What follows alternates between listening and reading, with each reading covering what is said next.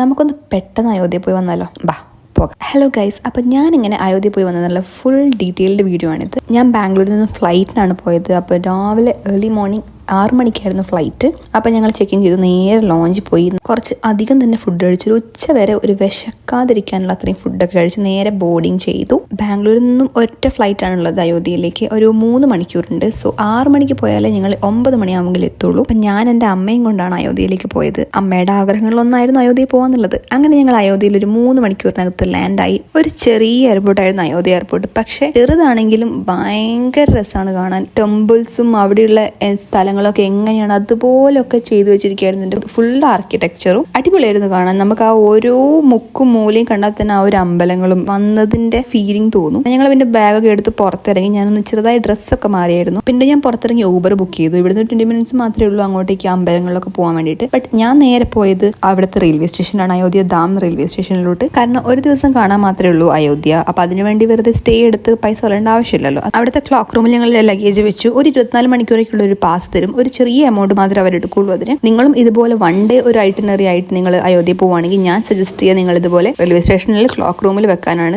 നിങ്ങൾ ഇവിടെ ട്രെയിൻ വഴി വരുന്നവരാണെങ്കിൽ നിങ്ങൾക്ക് ഇവിടെ ഫ്രഷ് ആകാനൊക്കെയുള്ള സൗകര്യമുണ്ട്. ഇവിടെ ഈ അമ്പലം വന്നതിന് ശേഷം ഈ റെയിൽവേയും നല്ല പോലെ മെയിൻറ്റെയിൻ ചെയ്തിട്ടുണ്ട്. അപ്പൊ ഞങ്ങൾ ഞങ്ങളുടെ കറക്കാൻ തുടങ്ങി. നേരെ പോയത് രാം ജന്മഭൂമിയിലേക്ക് തന്നെയാണ്. കുറെ മാപ്പൊക്കെ നോക്കിപ്പോയി. ഇവിടുന്ന് പുറത്തിറങ്ങിയപ്പോൾ ഞാൻ വിചാരിച്ചു ഓട്ടോ പിടിക്കേണ്ടി വരുന്നു. മാപ്പ് കാണിച്ച വഴി 20 മിനിറ്റ് ദൂരെയാണ്. പക്ഷെ ഞങ്ങൾ അവിടെയുള്ള ഓട്ടോക്കാരോട് വെച്ചപ്പോഴത്തേക്ക് അവർ പറഞ്ഞു ഇവിടുന്ന് ജസ്റ്റ് 100 മീറ്റർ നടക്കാനുള്ളൂ എന്ന്. അങ്ങനെ ഞങ്ങളിത് 100 മീറ്റർ നടന്നപ്പോഴത്തേക്ക് തന്നെ അമ്പലത്തിൽ ഇതാണ് ആ കാണുന്ന രാം ജന്മഭൂമി. ഇവിടെ അകത്തേക്ക് ഫോണൊന്നും എടുക്കാൻ പറ്റില്ല. ഇവിടെയുള്ള പുറത്തുള്ള ക്ലോക്ക് റൂമിൽ അവിടെ ഫോൺ വെക്കണം. പിന്നെ അവിടെ ചെരുപ്പൊക്കെ വെച്ചിട്ടാണ് അകത്ത് കയറാൻ പറ്റും. അകത്ത് കയറി ഞങ്ങൾ നല്ല ദർശനമൊക്കെ കഴിഞ്ഞ് പുറത്തിറങ്ങിയപ്പോഴത്തേക്കും ഈ പ്രസാദം തന്നു. ഞങ്ങൾ എന്താണ് ഇനി ഉച്ചക്ക് കഴിക്കാന്ന് വെച്ച് നിൽക്കുമ്പോഴാണ് ഈ പ്രസാദം തന്നത്. അപ്പൊ ഇത് കഴിഞ്ഞ് ഞങ്ങൾ അടുത്ത സ്ഥലമായ ഹനുമാൻഗാഡിയിലേക്ക് പോകാനാണ് പോകുന്നത്. പോകുന്ന വഴിക്ക് ഒരുപാട് ഷോപ്പ് ഉണ്ട്. ഇവിടെ വെച്ച് വെക്കുന്ന ഒരുപാട് ഷോപ്സ് ഉണ്ടായിരുന്നു. അവിടെ ഒരു ചെറിയൊരു വെങ്കടേശ്വരന്റെ പ്രതിമ മേടിച്ചു. അവിടുത്തെ ശ്രീരാമന്റെ പ്രതിമ വാങ്ങി. പിന്നെ വളയും കമ്മലൊക്കെ ആയിട്ട് എന്തൊക്കെയൊക്കെയോ മേടിച്ചു കൂട്ടി. ഇവിടെ നിങ്ങൾ വില വേശാൻ അറിയുന്നവരാണെങ്കിൽ നിങ്ങൾക്ക് പറ്റിയ സ്ഥലമാണ്. എന്നെ പോലെ നല്ലപോലെ വില വേശ. അവർ 200 പറഞ്ഞാൽ ഞങ്ങൾ ഫസ്റ്റ് തന്നെ ഒരു 50 കയറി പിടിക്കുക. എന്നാലേ അവർ 100 തരുള്ളൂ. അപ്പോൾ അങ്ങനെയുള്ള കുറച്ച് സ്കില്ലൊക്കെ വേണം ഇവിടെ പോകുമ്പോൾ.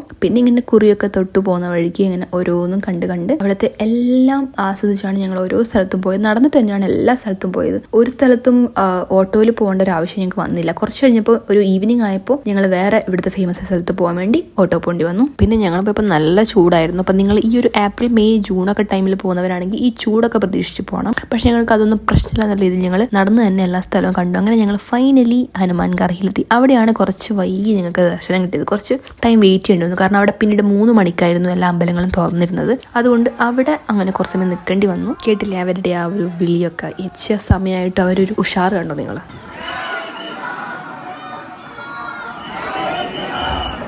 ഈ മാല നമുക്ക് ദർശനത്തിന്റെ സമയത്ത് കിട്ടിയതാണ്. അത് കിട്ടിയതാണോന്നും അറിയില്ല. ഭയങ്കര സന്തോഷമായി പിന്നീട് അങ്ങോട്ട്. എന്നിട്ട് ഞങ്ങൾ നേരെ ദശരഥ മഹലിലേക്കാണ് പോയത്. അവിടെ ഞങ്ങൾ പോയ സമയത്ത് ക്ലോസ്ഡ് ആയിരുന്നു. ഞങ്ങൾ വെച്ച് ഇത്രേ കാണാനുള്ളൂ. പക്ഷെ ഇത്രയല്ല, അകത്ത് ഒരുപാട് പേര് ഇതുപോലെ വെയിറ്റ് ചെയ്യുന്നുണ്ടായിരുന്നു. ഞങ്ങൾ അതുപോലെ തന്നെ പിന്നെ കുറച്ച് റെസ്റ്റ് ചെയ്യാന്ന് വെച്ചാൽ അവിടുത്തെ ഒരു മരച്ചുവട്ടിൽ അങ്ങ് ഇരുന്ന് അങ്ങ് കുറച്ച് റെസ്റ്റ് ചെയ്തു. നല്ല കാലുവേനുണ്ടായിരുന്നു, കുറെ കറങ്ങിയതുകൊണ്ട്. അങ്ങനെ ഞങ്ങൾ ഒരു 1/2-3/4 മണിക്കൂർ അവിടെ ഇരുന്ന് റെസ്റ്റ് ചെയ്തു. പിന്നെ ഒരു 4 മണിയൊക്കെ ആവാനായപ്പോഴത്തേക്ക് ഞങ്ങൾ ലൈനിൽ പോയി നിന്നു അവിടെ അമ്പലത്തിൻ്റെ ഉള്ളിൽ അകത്ത് കയറാൻ വേണ്ടിയിട്ട്. അകത്ത് കയറി കഴിഞ്ഞാൽ ചെറിയൊരു ദർശനം മാത്രമേ കിട്ടുള്ളൂ. അതിനാണ് ഇത്രയും നേരം എല്ലാവരും കൂടി കാത്തു കിടക്കുന്നത്. ഇത്ര ഈ ചൂടുള്ള സമയത്ത് ഇത്ര ആൾക്കാർ വരുന്നുണ്ടെങ്കിൽ അതും ഞങ്ങളെപ്പോലെ ദൂരെ ഇരുന്ന സ്ഥലങ്ങളിൽ നിന്നാണ് അധികം ആൾക്കാരും വന്നത്. അങ്ങനെ കാത്തിരപ്പിനൊടുവിൽ നമ്മൾ അകത്ത് കയറി ദശരഥ മഹലിലെ പ്രതിഷ്ഠ ഞങ്ങൾ കണ്ടു. പിന്നീട് ഞങ്ങൾ കനകഭവനിലേക്ക് പോയി. ഇവിടുന്ന് അടുത്ത് തന്നെയാണ്, നടക്കാനുള്ള ദൂരം മാത്രമേ ഉള്ളൂ. ഞാൻ മുന്നേ പറഞ്ഞല്ലോ ഇവിടെയുള്ള അധിക സ്ഥലങ്ങളും നടന്നു കാണാൻ മാത്രമുള്ളതാണ്. സത്യം പറഞ്ഞാൽ ഈ ചൂടിന്റെ സമയമായതുകൊണ്ട് തന്നെ ഓട്ടോ പിടിച്ച് എല്ലാ സ്ഥലങ്ങളിലും പോണ്ടി വരുമെന്നാണ് ഞങ്ങൾ വരുന്നതിന് മുന്നേ വിചാരിച്ചത്. പക്ഷെ ഇവിടെ എത്തിയപ്പോഴത്തേക്ക് എല്ലാം അടുത്തടുത്തായതുകൊണ്ട് ഞങ്ങൾക്ക് ആ ഒരു ക്ഷീണമോ ഒന്നും തോന്നിയില്ല. നല്ല ചൂടുണ്ടായിരുന്നു. ഞങ്ങൾ ഇടയ്ക്കിടയ്ക്ക് നല്ലോണം വെള്ളമൊക്കെ കുടിച്ച് ഹൈഡ്രേറ്റ് ചെയ്തു. അതുകൊണ്ട് തന്നെ നമുക്ക് അധികം ക്ഷീണം തോന്നിയില്ല.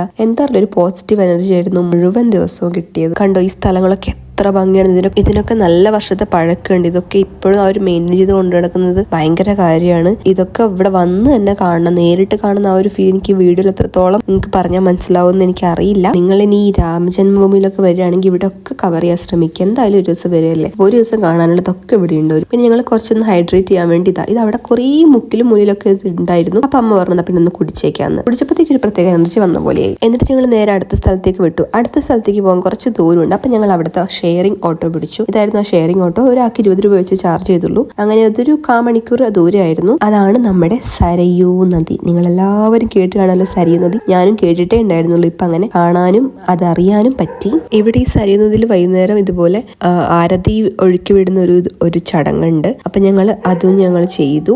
അതും ഒരു ആഗ്രഹമായിരുന്നു ചെയ്യണം. ഞാനും അമ്മയും കൂടെ ഒരുമിച്ചാണ് ചെയ്തത്. അങ്ങനെ അതും കഴിഞ്ഞപ്പോഴത്തേക്ക് ഒരു 6:30-7 മണിയൊക്കെ ആവാറായി. അപ്പൊ ഞങ്ങൾ അങ്ങനെ സരയൂ നദിയോടും അയോധ്യയോടും വിട പറഞ്ഞ് അവിടുന്ന് ഇറങ്ങി.